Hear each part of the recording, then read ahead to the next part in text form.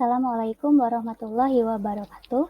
Saya Intan Nabila ingin mencoba menyampaikan analisis masalah instansi di satuan kerja tempat saya berada, yaitu Pengadilan Agama Kajen.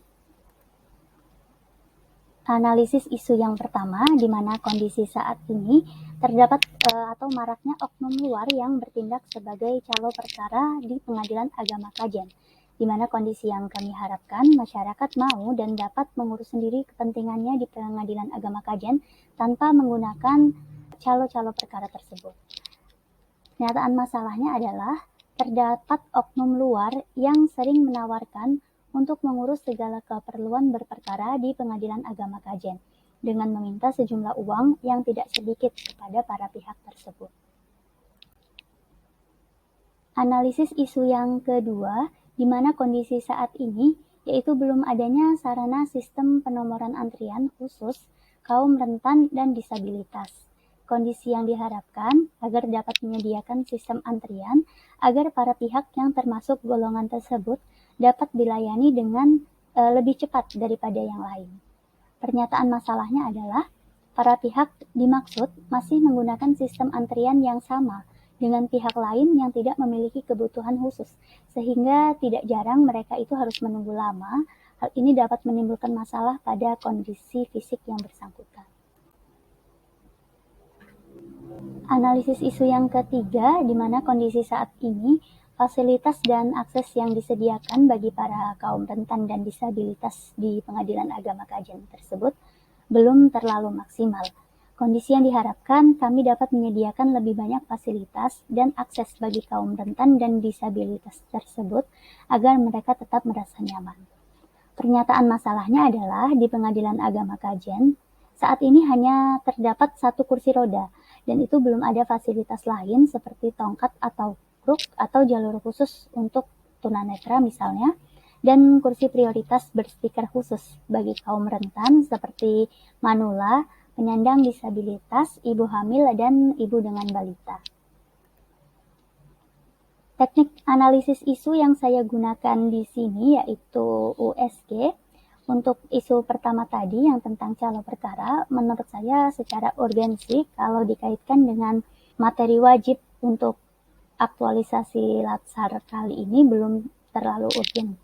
Jadi saya memberikan nilai 2, kemudian tingkat seriusnya juga tidak terlalu serius karena masalah ini masih dapat disampaikan secara lisan kepada para pihak untuk memberikan pengertian secara lisan bahwa untuk mendaftarkan perkara ke Pengadilan Agama Kajen itu dapat dilakukan sendiri dengan mudah. Kemudian untuk groundnya saya berikan nilai 4 karena ini berkaitan dengan citra baik instansi kami, karena yang calo perkara tersebut kebanyakan mereka meminta uang dalam jumlah yang cukup besar. Di isu yang kedua, yaitu untuk tingkat urgensi, karena berkaitan dengan tema aktualisasi Latsar kali ini, maka menurut saya cukup penting. Lalu untuk tingkat seriousness-nya juga cukup serius, maka saya berikan nilai 5 karena berkaitan dengan nomor antrian.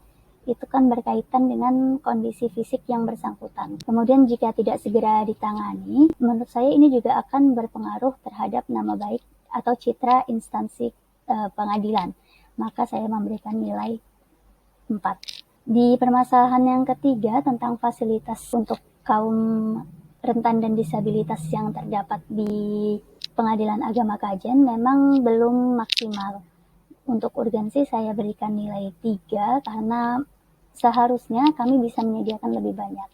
Namun tingkat seriusnya saya berikan poin 2 karena sebagian besar masyarakat yang kesini itu rata-rata memiliki pendamping. Jadi mungkin untuk tingkat keseriusannya belum terlalu serius, tapi kalau dibiarkan terus-menerus mungkin akan menimbulkan dampak yang negatif sehingga saya berikan nilai 3. Dari jumlah akhirnya, di sini saya simpulkan bahwa prioritas dari isu yang akan saya angkat yaitu yang nomor 2 tentang nomor antrian. Jika masalah nomor 2 tersebut tidak segera ditangani, maka akses keadilan untuk para kaum rentan dan disabilitas akan terasa tidak maksimal karena kondisi fisik mereka itu tidak sama dengan orang-orang yang tidak berkebutuhan khusus. Lalu penyebab isu tersebut adalah belum adanya menu pada sistem aplikasi antrian yang memfokuskan untuk kaum rentan dan disabilitas tersebut, sehingga kartu antrian untuk pihak-pihak tersebut belum dapat direalisasikan karena dapat mengganggu antrian yang sudah masuk terlebih dahulu. Lalu kegiatan yang dapat dilakukan antara lain, yang pertama dapat menambahkan menu khusus kaum rentan dan disabilitas pada sistem antrian, sidang, dan pelayanan. Lalu yang kedua, dapat membuat kartu antrian khusus bagi para kaum rentan dan disabilitas tersebut, lalu mengkoordinasikannya dengan petugas antrian sidang dan pelayanan, agar antrian tetap berjalan dengan tertib dan tidak ada masyarakat yang merasa dirugikan.